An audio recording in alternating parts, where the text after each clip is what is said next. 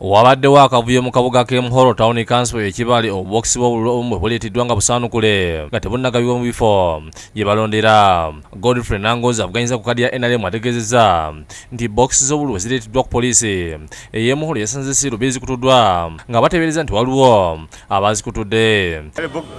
Bayita bokisi eggulo Sub County obiri wasiza abadde zikutuse kati ekyo neki agents pakandi sibabaddewo olutusivinga ne babeera so suspicious box zonna kyabika kukubo batempaize nazo. Embeera eyongedde okubijja abawagizi ba Nangoza bwe balumbye poliisi y'e Muhoro bakuume ebikozesebwa mu kulonda.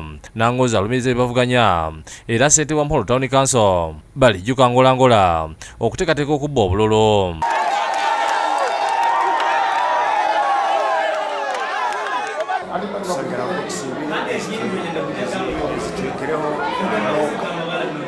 So twalora akaloka kengere kyasubiza engere karugireho nabwe tukinzira bakwatwaho barayija engere turashutinga mu kintu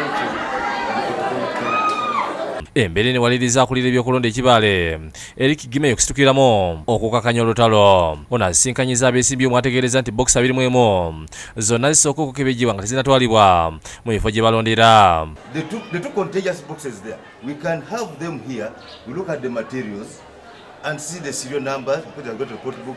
If they are okay, we take. Bazibikudde olwo ne baddamu kuzisiba buto olwo ne bazigabanyamu okulonda ne kutandika.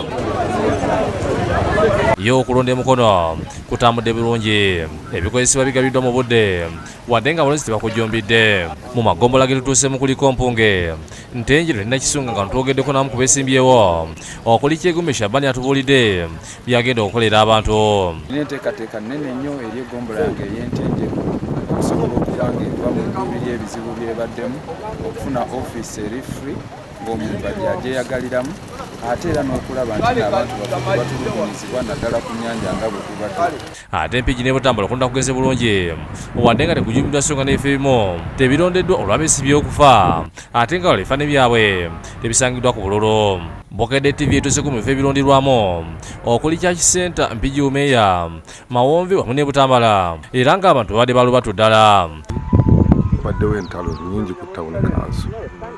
Ekintu ekyo kibadde kyetaaga okunogera eddagala abakozi bakwatagane n'abakulembeze ababalonda bali bateeka mu nkola basobole okuteeka ebintu mu nkola byebateekeddwa okuteekamu. Ate atwala ebyokulonda Empigi Flavia Mujulizi agumiza abeesibi abatasobodde kulondebwa nti bagenda kuddamu bakola enteekateeka mu bwangu enaabasobozesa okulondebwa.